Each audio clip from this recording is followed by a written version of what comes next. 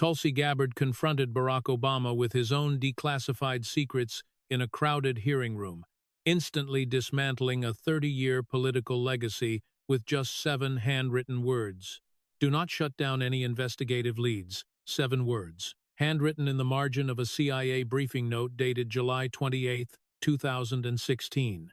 The handwriting was not the CIA director's. It was a summary of the president's verbal response, recorded by John Brennan during the briefing, and annotated in the margin of his own notes. Barack Obama's response, the response that had been redacted from every declassified version for 8 years.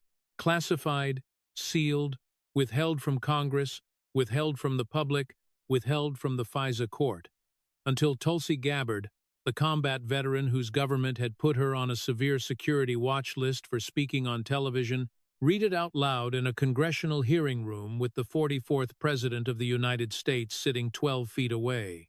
Obama's face didn't change. His hands didn't move. He sat in his gallery chair the way he had sat through 1,000 events, composed, measured, presidential, even in civilian clothes.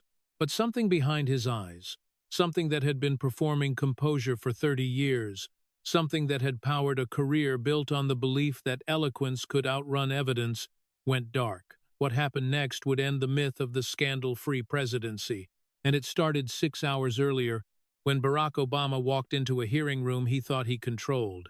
The hearing was titled Oversight of the Intelligence Community's Domestic Surveillance Programs.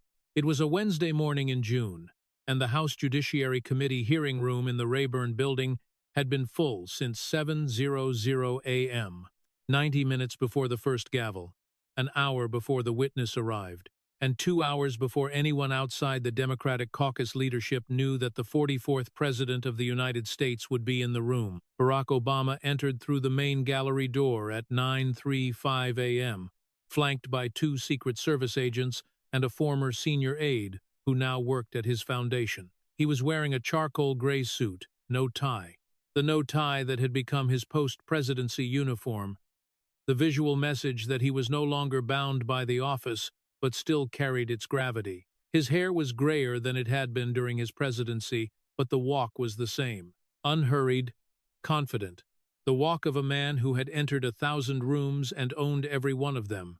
The gallery recognized him immediately, a murmur. Not the surprised murmur of people who didn't expect him, but the reverential murmur of people who had been told he was coming and still weren't prepared for the physical reality of a former president walking through a door. Democratic members on the committee dais half stood. A junior representative from California actually put her hand over her heart, the involuntary gesture of someone encountering a figure they had only seen on screens. Obama moved through the gallery the way he always moved, touching arms, nodding, offering the half-smile that had won 2 presidential elections and a Nobel Prize. He sat in the VIP section directly behind the witness table, center row, center seat, visible from every camera angle. His presence was the message. Democrats had invited him quietly, through back channels, announced to the Republican minority only that morning, to serve as a living rebuke to the woman sitting at the witness table. The woman whose career as DNI was built on declassifying the secrets of the intelligence community that Obama had overseen. The woman who had been placed on a security watch list by the surveillance system Obama had expanded. The woman who had left Obama's party, endorsed his political opponent, and was now running the 18 agencies that Obama considered his greatest institutional legacy. Tulsi Gabbard sat at the witness table. She had arrived at 8:15 a.m., alone except for a staff aide who carried a single box of documents. Not thick, not impressive. Just a standard file storage box that could have contained anything. She wore a dark navy suit, no jewelry except a small American flag pin on her lapel. Her hair was pulled back. Her expression was the expression she had learned in overseas deployment. Not blank, not angry, not friendly. Present. The face of someone who is paying attention to everything and reacting to nothing. She had seen Obama enter. She did not stand. She did not turn. She watched his reflection in the polished surface of the witness table's water pitcher, the distorted image of a tall man in a gray suit moving through a room that parted for him, and she waited.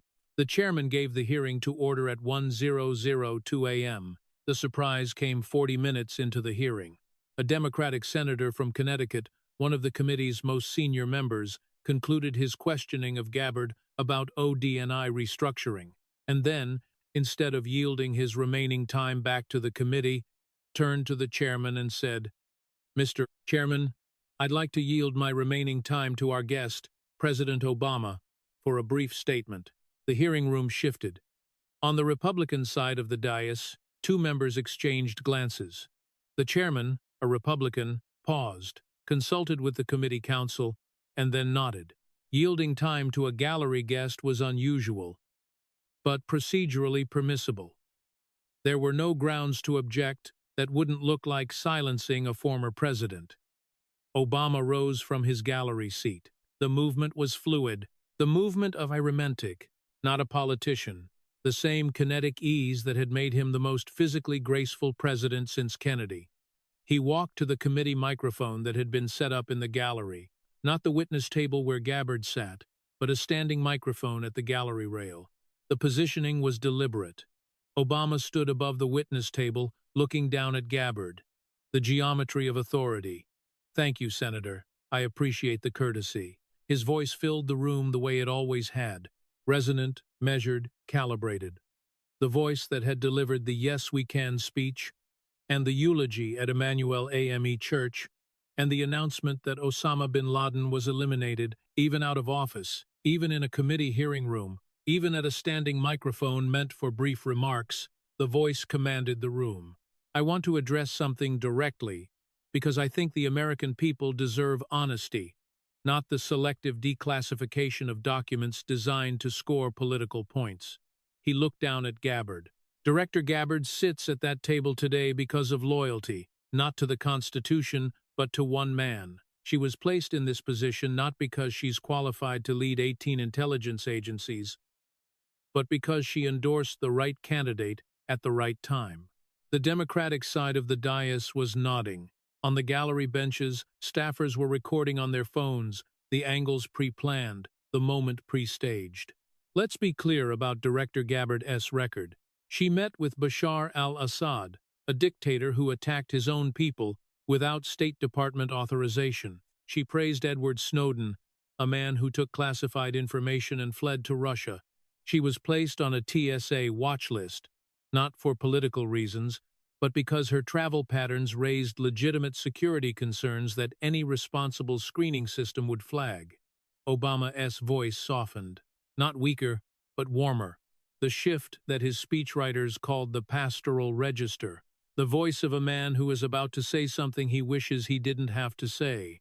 And now she sits at the head of the intelligence community, declassifying documents, not for transparency, but for revenge, not for the American people, but for an audience of one. He straightened. "I served as president for 8 years. I protected this country.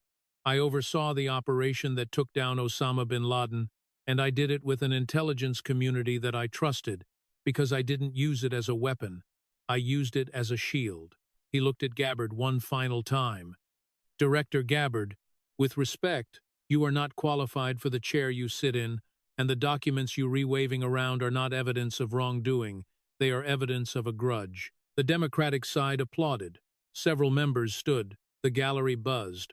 Obama walked back to his seat with the same unhurried grace, touching an arm, nodding, the half-smile back in place. He sat down. He had given the performance of his life, and Tulsi Gabbard had not moved. The chairman looked at Gabbard. "Director Gabbard, you have the right of response." Gabbard leaned forward, adjusted her microphone. The adjustment produced a small click, the loudest sound in the room. "Thank you, Mr. Chairman." She did not look at Obama. She looked at the committee. "The former president just said several things about me. I'm not going to address the personal attacks. He's entitled to his opinion about my qualifications. What I am going to address are the facts, because facts are what the intelligence community is supposed to deal in." She reached into the file box beside her chair and removed a document. A single document printed on government letterhead. The former president said my placement on the TSA watch list was because my travel patterns raised legitimate security concerns. I'd like to read from the actual document. She held it up. This is an internal DNIGES memorandum from the Quiet Skies program manager dated July 24, 2024, requesting my expedited enrollment in the program. It was classified. I obtained it as DNI and have had it reviewed for declassification. She read the justification field. The field that explains why a person is being placed on the watch list reads as follows. Subject is a former member of Congress, former presidential candidate, and current political commentator who has made statements critical of the current administration on national television. Subject S travel patterns include frequent domestic flights to media appearances and political events. Gabbard set the document on the table. This memo does not mention extremist threats. It does not mention national security. It does not reference any threat assessment, any intelligence report, any law enforcement referral. The justification for placing a 1-year combat veteran on a high-risk watch list was that she criticized the administration on television. She paused. When she spoke again, her voice had changed. Not louder, not emotional, but personal in a way that the military register usually suppressed. I enlisted in the Hawaii Army National Guard in 2003, Mr. President. 2 years after September 11th, I was 21 years old.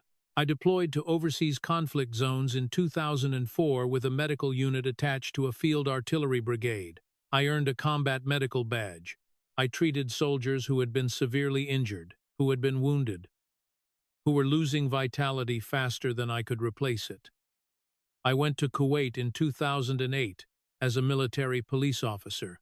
I have served this country in uniform for over 21 years, and the system you built, the domestic surveillance apparatus that expanded under your administration, the Quiet Skies program that was launched in 2010 under your DHS, the strict screening protocols that your administration implemented, that system was used to put me on a severe threat watch list because I said something on national news that someone in the White House didn't like. She looked at the gallery, at Obama. You just told this committee that my watch list placement was because my travel patterns raised legitimate security concerns. Sir, I travel to give speeches, I travel to appear on television, I travel to visit my family in Hawaii. My husband, Abraham, a cinematographer, not a national security threat, was also placed on the list. Air marshals, federal agents whose job is to protect commercial flights from actual threats, were pulled off high-risk international routes and reassigned to follow me on domestic flights from Nashville to Orlando. For 6 months, every time I walked through an airport, I was pulled aside. Every item in my bag was searched. Every inch of my body was patted down. 30 to 45 minutes, every flight. While the boarding pass in my hand was stamped with 4 letters, SSSS, that marked me as a suspected threat. A woman who had deployed overseas to fight actual threats was now classified as one. Mr. President, this was done under your authority. Not you personally in 2024, but the system you built, the infrastructure you expanded, the tools you created and left for every administration after you to inherit and use. In the gallery, Obama sat with his hands on his knees. The classic Obama-seated pose, relaxed, open, presidential. But when Gabbard read the DHS memo, statements critical of the current administration, his jaw shifted. Not a clench, a repositioning. The micro-movement of a man whose body has registered an impact before his mind has decided how to absorb it. He recrossed his legs, adjusted his jacket. Small movements, presidential movements. The movements of a man who has spent decades managing his physical presentation in public. But the sum of the movements was greater than any one of them. They were the movements of discomfort. And in a man as physically controlled as Barack Obama, discomfort was news. Gabbard placed the DHS memo in a separate stack, the beginning of an evidence pile that would grow throughout the morning. She removed a second document from the box. This one was thicker. Several pages printed in color, with what appeared to be 2 parallel timelines arranged side by side. Document 2, she said. This was prepared by the ODNI Directors Initiatives Group at my request.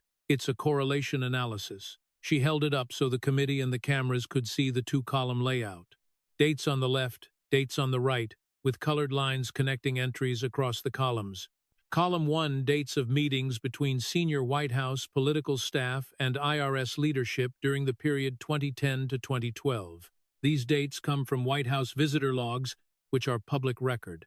Column 2, dates on which new conservative organizations were added to the IRS's enhanced scrutiny list, the targeting list that the Treasury Inspector General documented in his 2013 report. These dates come from the IGS evidence files, which are now in ODNI custody. She ran her finger down the two columns. Between March 2010 and April 2012, there were 14 meetings between White House political staff and IRS leadership. Within 2 weeks of 11 of those 14 meetings, new organizations were added to the enhanced scrutiny list. She looked up. 11 of 14, Mr. President. Obama's right hand moved. The movement was small, his hand sliding from his knee to the armrest of his gallery chair, fingers curling around the wooden edge. He didn't know he was gripping it. The cameras knew. Now, I'm a DNI, not a prosecutor, Gabbard continued. Correlation is not causation, I understand that. But I can tell you, as someone whose professional life involves analyzing patterns in intelligence data, that an 11 of 14 correlation between White House meetings and IRS targeting actions would trigger a full counterintelligence investigation if it involved any foreign government on Earth. She set the timeline down. You told Bill O'Reilly in 2014 that there was not even a smidgen of corruption at the IRS. Mr. President, 11 of 14 meetings correlate with new targeting actions. That's not a smidgen. That's a pattern. She paused, and then, for the first and only time in the hearing, something resembling a smile crossed her face. Not warm, not amused, but the grim half-smile of a soldier who is about to deploy a piece of military wisdom. In the Army we have a saying, once is an accident, twice is a coincidence, 3 times is enemy action. She looked at Obama. You had 11. Document 3. Gabbard removed another set of pages. This one was sparser. A single authorization form, dense with bureaucratic language, bearing the seal of the Department of Justice. This is the DOJ authorization to seize the telephone records of the Associated Press. Executed May 2012, it covered 20 phone lines, home, cell, and work, used by over 100 AP reporters and editors. The seizure was conducted without notice, without negotiation, and without the courtesy that the DOJ's own internal guidelines required. She turned to a specific section. This document was classified for national security reasons. I've had it reviewed and partially declassified. Most of it is bureaucratic approval chains, routing numbers, the administrative machinery of surveillance, but there is one detail that has never been reported. She pointed to a specific area on the page. In the margin of this authorization, handwritten, not typed, someone wrote 6 words. She read them. Per WH Counsel, proceed without standard media notification. Approved at highest level. The hearing room went silent, not the attentive silence of people listening, the shocked silence of people who have heard something they need a moment to process. Approved at highest level, Gabbard repeated.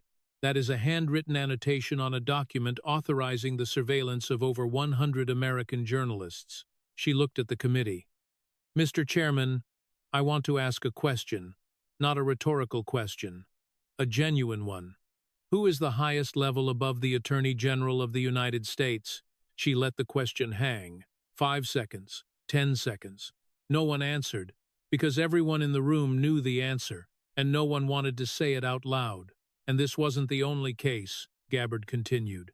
James Rosen of Fox News. The DOJ tracked his movements, obtained his personal emails, and named him a criminal co-conspirator in a court filing. Not a suspect, not a person of interest, a criminal co-conspirator, a reporter, for talking to a source. The former president's administration prosecuted 8 people under the Espionage Act for communicating with journalists. 8 more than every previous president combined. George Washington through George W. Bush combined prosecuted fewer people under the Espionage Act for talking to reporters than Barack Obama did. She paused, set down the authorization, picked up a separate sheet, a list.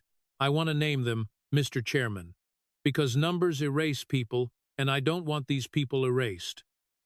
Thomas Drake, NSA senior executive who reported waste and mismanagement to Congress. Charges eventually dropped to a misdemeanor, career destroyed. Shammai Leibowitz, FBI translator, who disclosed information about surveillance of a foreign embassy, sentenced to 20 months. Stephen Kim, State Department contractor who discussed a classified report about North Korea with a Fox News reporter, sentenced to 13 months. Chelsea Manning, Army intelligence analyst, sentenced to 35 years. 35 years, Mr. Chairman, for providing information to a journalist.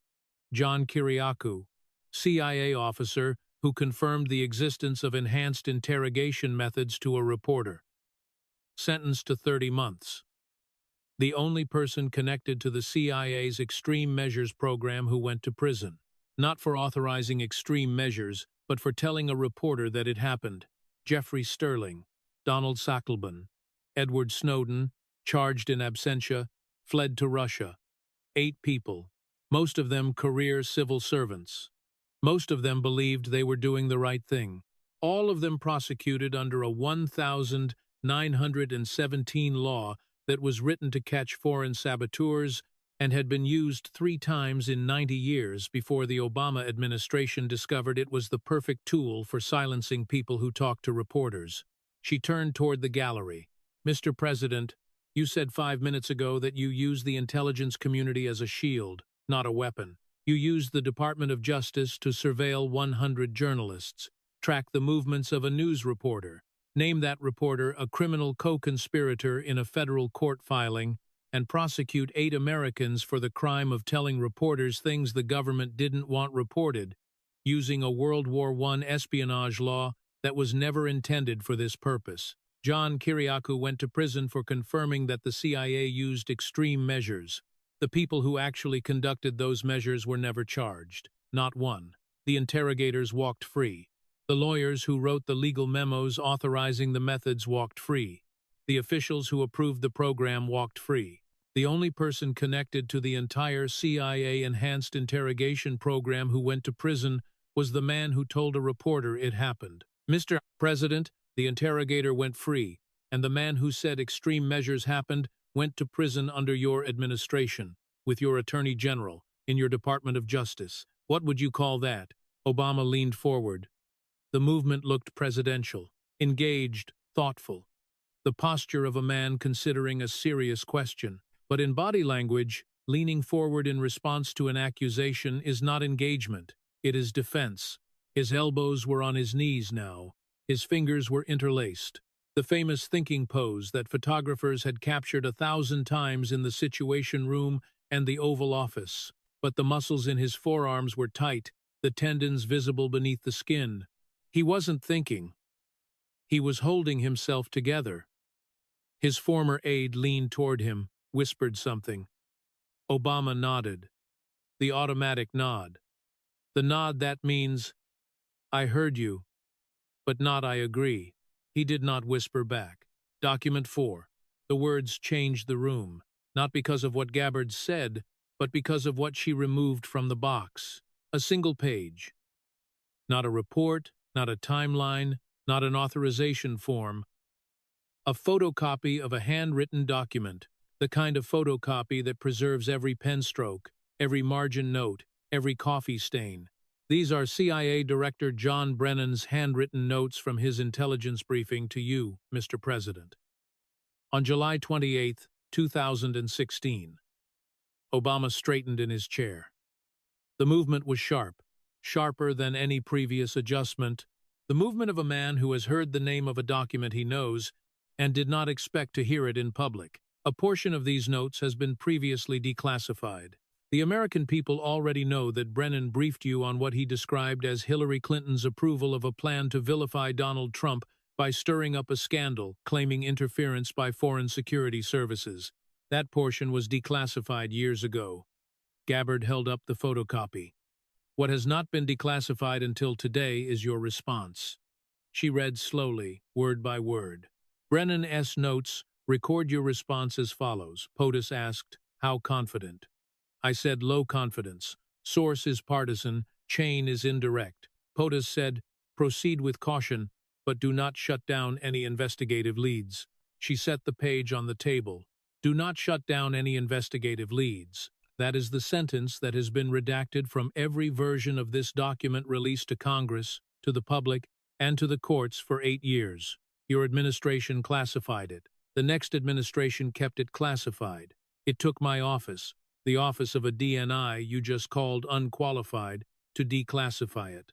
Gabbard's voice was steady. The military register, flat, precise, report mode. But beneath the steadiness was something harder, something colder, something that the hearing room could feel, the way a room can feel the temperature drop before a window breaks. Let me explain what this means, Mr. Chairman.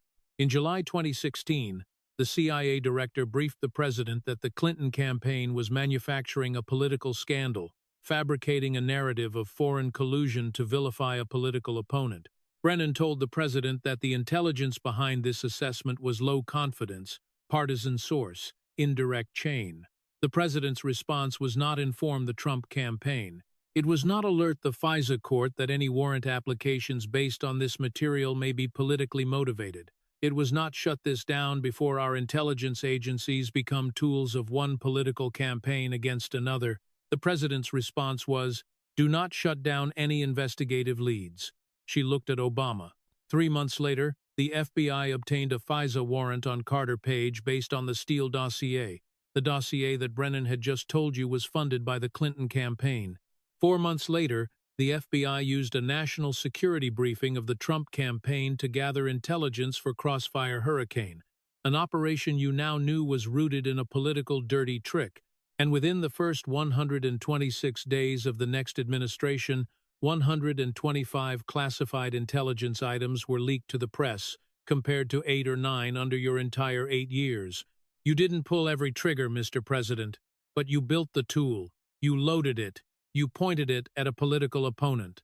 And when your CIA director asked you what to do, you said, do not shut down. That's not a shield, Mr. President. That's a weapon. And you aimed it. Obama's left eyebrow moved. A fraction of an inch. The micro-expression of a man who has heard something he didn't expect to hear, read aloud. It was the only visible crack. The rest of his face held, the composure held, the posture held, but the eyebrow told the story that the rest of his body refused to tell. The story of a man who had assumed that sentence would stay redacted forever, and had just heard it read on live television. His former aide passed a note. Obama read it. His jaw tightened, the masseter muscles flexing visibly beneath the skin. The same micro-movement from document 1, but stronger now. More deliberate. The movement of a man who is clenching his teeth to keep them closed. He folded the note and put it in his jacket pocket. He did not write back. There was nothing to write. The sentence was in the room now, and no note could take it out. Final document, Mr. President. Gabbard reached into the box one last time. What she removed was not a classified file, not a government memo, not a handwritten note. It was a printed sheet of paper, a printout from a word processor, single-spaced, with quotation marks visible from across the room. This one isn't classified. It's not from a sealed archive or a redacted file. It's from your own mouth, she read. March 29th, 2007. Campaign speech, Washington, D.C. You said, when I am president, we will have a government that is open and transparent. We will strengthen whistleblower laws to protect federal workers who expose waste, fraud, and abuse of authority. She looked up. You prosecuted 8 whistleblowers under the Espionage Act, more than every president before you combined. She returned to the page. October 2nd, 2008. Presidential debate. You said, we only have one president at a time. We should never use the instruments of government power against our political opponents. Your CIA director briefed you that the Clinton campaign was manufacturing a scandal against your political opponent's successor. Your response was, do not shut down any investigative leads. She turned the page. May 2018 speech at Rice University. You said, and the audience laughed, I didn't have scandals, which seems like it shouldn't be something you brag about. Gabbard set the page down. They laughed. Mr. President. Because they believed you. Because you delivered it with enough charm, and enough timing, and enough of that smile, that people decided believing you was easier than reading the documents. I've read the documents, Mr. President. All of them. Every file, every memo, every authorization, every margin note, and I can tell you, from the Quiet Skies memo that put me on a threat watch list for speaking on television, to the IRS timeline that shows 11 meetings correlating with 11 targeting actions, to the DOJ authorization that says approved at highest level, to Brennan S. notes that record you saying, do not shut down any investigative leads about an investigation you knew was based on a political dirty trick. She paused. Let the list settle. You had scandals, Mr. President. You had plenty of them. You just had the eloquence to make people forget. The hearing room was still, not the silence that follows an explosion, the silence that follows a diagnosis, the silence of people who have just been told something they suspected but had never heard stated plainly by someone with the authority and the evidence to state it. Obama looked at his hands. Not at Gabbard, not at the committee, not at the cameras. At his own hands, folded in his lap, fingers interlaced, the same position he'd held since Document 3. The man who had made eye contact with every audience, every camera, every interviewer, every opponent, every foreign leader for 30 years. The man whose gaze was so steady and so warm that it became the visual signature of an era, looked at his own hands the way a man looks at a tool he no longer knows how to use. His former aide touched his arm. Obama didn't respond. He was somewhere behind the mask, behind the eloquence, behind the charisma, behind 3 decades of I don't have scandals, in the place where a man goes when the things he said are played back beside the things he did, and the distance between them is measured in classified documents and handwritten notes, and the careers of 8 people who went to prison for talking to journalists. Gabbard turned back to the committee. Mr. Chairman, the former president called me unqualified. He said I was placed in this chair because of loyalty to one man. He questioned my fitness to lead the intelligence community. I'd like to tell the committee why I'm in this chair. Her voice was different now, not the military register. Something older, something more personal. The voice of a woman who had been carrying a story for 20 years and was about to set it down. I enlisted in the Hawaii Army National Guard in 2003, 2 years after September 11th. I was 21. I watched the towers fall on television in my dorm room, and I walked into a recruiting office 3 weeks later because I genuinely believed, that when your country is attacked, you serve. I deployed to conflict zones in 2004 with a medical unit. I earned a combat medical badge. I treated soldiers who were fading. Young people, most of them 18 and 19 years old, severely injured in the dirt. I went to Kuwait in 2008 as a military police officer. I served in Congress for 8 years.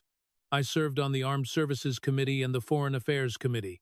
I resigned as DNC Vice Chair in 2016 because I believed the primary process was corrupt and the subsequent investigations proved I was right. I left the Democratic Party in 2022 because I believed it had been captured by forces that valued power over principle. And in 2024, the government I had served for 21 years, the government I had deployed to a combat zone to defend, put me on a high-risk watch list for speaking on television. She stood, not dramatically, functionally. The way a soldier stands when making a report. Straight back, shoulders square, chin level. The former president built the system that did that. He expanded the surveillance state. He weaponized the IRS against political opponents. He used the Department of Justice to spy on journalists. He prosecuted whistleblowers. He knew the Clinton campaign was manufacturing a political scandal and told the CIA director, do not shut down. And when it was over, when the IRS commissioner had resigned, when the journalists' phone records had been seized, when 8 people had gone to prison, when a FISA warrant had been obtained under false pretenses, when a sitting president had been subjected to a 2-year investigation based on fabricated intelligence, he stood in front of an audience and said, I didn't have scandals, and they laughed. Gabbard looked at Obama directly. The look of a soldier facing a commanding officer. Not hostile, not pleading, not deferential. Level. The look that says, "I see you clearly. I took an oath, Mr. President, the same oath every soldier takes, every member of Congress takes, every president takes, to support and defend the Constitution of the United States. I kept my oath, Mr. President." Pause. 2 seconds. 3 seconds. Did you keep yours? The hearing room was silent. Obama did not answer. He was not required to. He was a gallery guest, not a witness. But the question filled the room the way smoke fills a building after a fire. Not all at once, but gradually, curling into corners, settling into spaces, until the air itself felt different. And the only rational response was to decide whether to stay or leave. Obama stayed.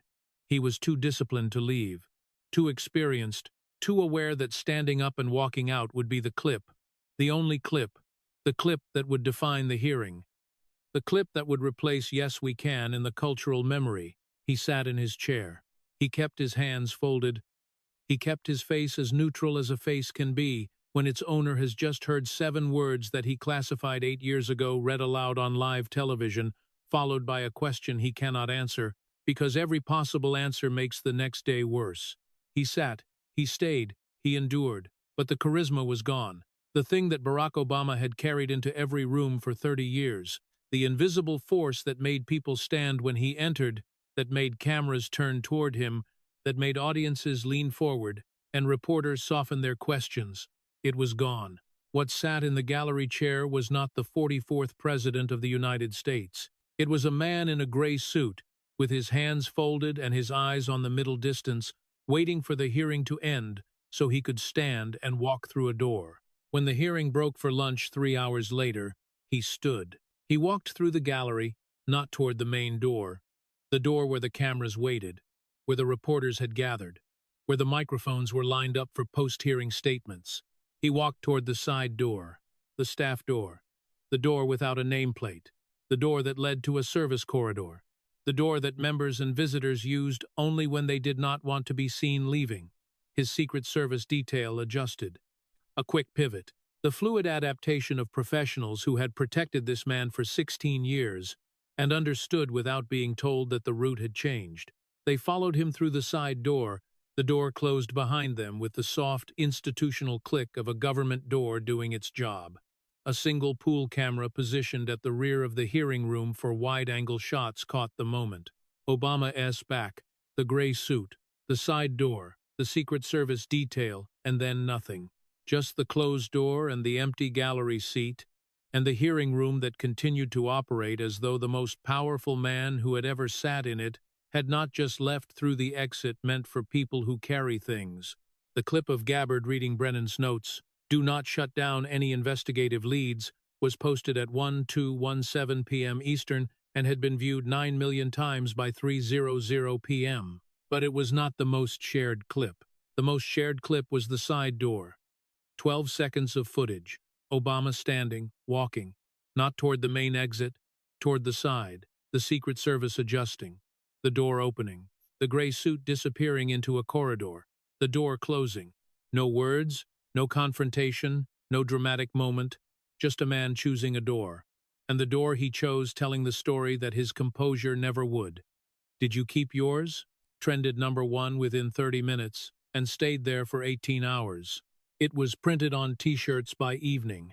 It was projected onto the side of a building in Nashville by midnight. A veteran in San Diego had it tattooed on his forearm by the following afternoon. Obama's post-hearing statement came from a spokesperson at 4:30 p.m. The former president's record speaks for itself. He will not dignify political theater with a response.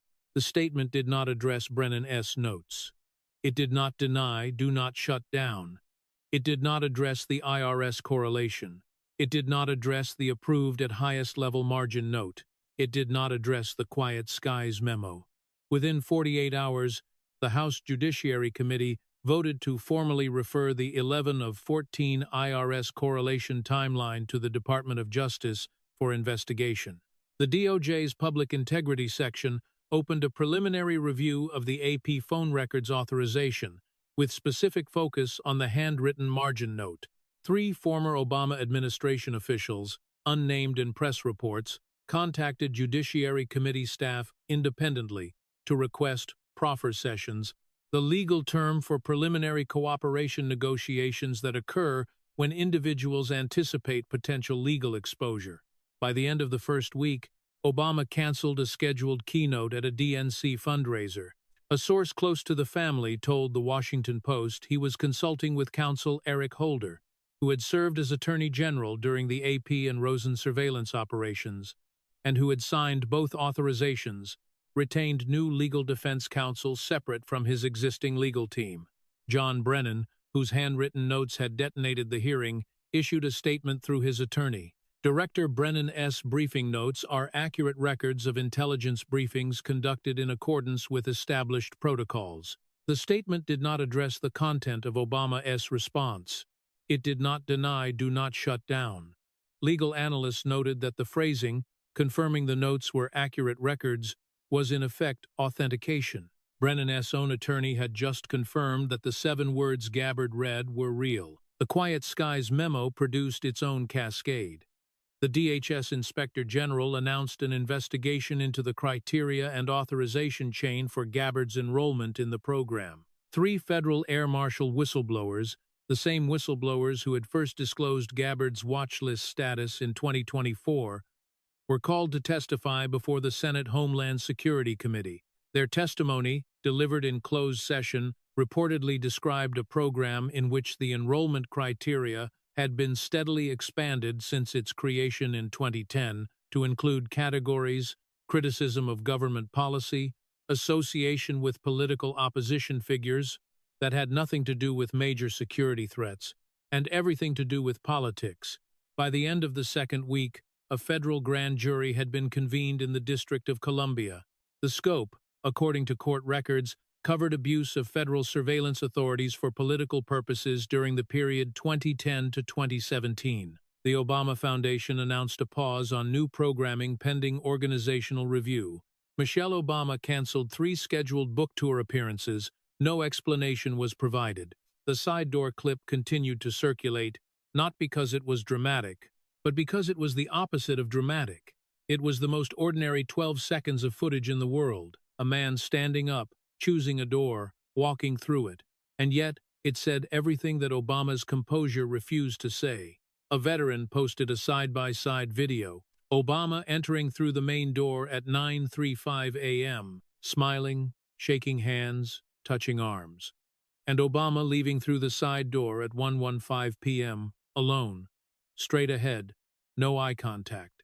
The video had no narration, no music, no commentary, just the 2 doors. It was viewed 22 million times in 48 hours. Gabbard, for her part, remained at the witness table for another 4 hours after Obama left. She answered every question the committee asked about ODNI restructuring, about budget allocation, about the Director's Initiatives Group, about the declassification process. She was methodical, precise, and unhurried. When a Democratic member accused her of using this hearing as a platform for political vengeance, Gabbard adjusted her microphone and said, "Congressman, I read 5 documents. 4 of them were produced by the government of the United States, by the DHS, the IRS, Inspector General, the Department of Justice, and the CIA. The 5th was a printout of the former president's own speeches. I didn't write any of them. I didn't fabricate any of them. I found them, I declassified them, and I read them. If reading the government's own records into the congressional record is vengeance, then the vengeance was committed by the people who created the records, not by the woman who read them." At the Carl Darnell Army Medical Center in Fort Campbell, Kentucky, the base where the 101st Airborne Division comes home, Staff Sergeant Marcus Webb sat in a plastic chair behind a government-issued desk in a room marked Behavioral Health, walk-in hours 0800 to 1600. The television on the wall was tuned to the hearing. Marcus had turned it on at 1000 because the VA waiting room TV was usually set to cable news anyway, and nobody complained. The 3 veterans who had shown up for their appointments sat in plastic chairs along the opposite wall. 2 men and a woman, all in civilian clothes, all wearing the expression that combat veterans wear in medical buildings, patient on the outside, vigilant underneath. Marcus had served overseas in 2004 to 2005, different unit than Tulsi Gabbard, same rotation. He had never met her in theater. It was a big place, and medical units and MP units rarely crossed paths. But he knew her the way veterans know other veterans, by the language, by the posture, by the way she talked about service without performing it. When Gabbard read the Quiet Skies memo, statements critical of the current administration, Marcus looked at the waiting room. 3 chairs occupied, 12 empty. He knew why the chairs were empty. He knew because he heard it every week. In the hallways, in the parking lot, in the phone calls he made to the guys who scheduled appointments and then didn't show up, the same words, different mouths. I don't trust them. What if they put something in my file?